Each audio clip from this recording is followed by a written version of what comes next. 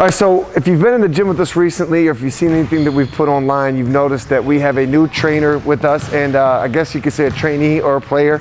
I want to introduce everybody to Christine Flores, native of San Antonio, D1 player, and now what we consider a current WNBA player as she seeks her next team on her path for basketball. But Christine, talk a little bit about just, real quick about growing up in San Antonio and the blessings that was, and being able to see the game, and now you're getting to almost look at it from the top, looking down, and just how special is that for you? I mean, it's incredible. I mean, it's an awesome opportunity. I'm obviously extremely blessed for it. Being a San Antonian, I had tons of support. I mean, San Antonio is huge. I had tons of support. I went to Churchill. When I went there, my coach is like a second mom to me, but she pushed me harder than anybody ever did. When I went into high school, I wasn't all that great. I wasn't anything spectacular. WNBA was not even in the running for me. I didn't think about it. I didn't think I was good enough. I didn't think that it would ever happen. But my coaches worked with me. I worked outside the gym. I should have watched more film because I didn't do that. But I worked outside the gym. I did AAU. I went through all the process of, playing basketball, and I got my skill level where I needed it to be outside of just high school play. Cool. Brought me to Mizzou. Brought you to Mizzou, and that was a special opportunity too to play D1 basketball. What's maybe a couple of things that you could just touch on real quick that maybe some of the younger players who have that same dream may have? Keep that dream going. I mean, really, that's the biggest thing. Don't ever give up on it, no matter what you think at that time. That was the biggest thing for me. I thought I wasn't good enough. I thought I never would be. I couldn't catch a ball coming into freshman year of high school. Never thought I would be.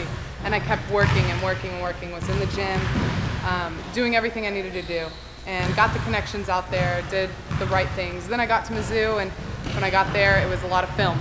Tons of film that I was not used to watching.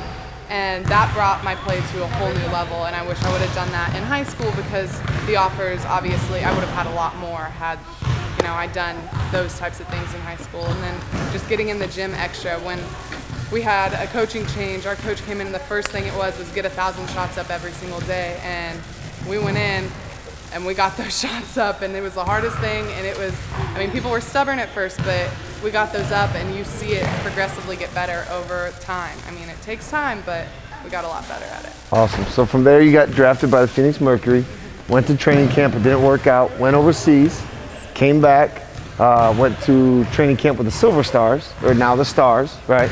And that didn't work out. And so now you've decided that this summer you're going to dedicate to your own game and changing and evolving your game while helping others evolve the game, which is a really cool dynamic. Talk about that a little bit. What's really important for you and why you're so passionate to not only just improve your game, which, when you found out that we could help you with Spartan, you were glad to do that from the other pros that we've worked with, but why is it also important for you to go and then also give back to those coming up?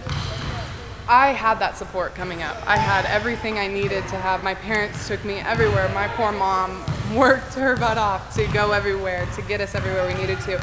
And those coaches, had they not been there, I would not be where I'm at today. So I'm giving back now. I'm doing that for younger kids, and I want to be the inspiration. I want to be here to give them hope that things can happen, even though, I can bring some film in and show you how bad it was. I could not shoot, I could not catch. And even though I started out that way, I did everything the right way, and I got where I am today. And I want to teach them that. I want to help them grow in every single way possible. That's awesome. So if you're watching this right now, obviously you're planning on being on some of the camps. Maybe you're on the fence of whether or not to come to camp this summer. Understand that these are the type of caliber of trainers, players, or whatever you want to call it, that are going to be in the gym with us, that'll be in the gym with you. So getting to camp is going to be very essential. Make sure you're looking at that. Our next one's June 9th. 9th through the 14th, it's actually a shooting boot camp. So if you were like Christine when you were a freshman and you couldn't shoot, now would be the time to come, and even if you can shoot, everybody's going to shoot over 1,000 shots.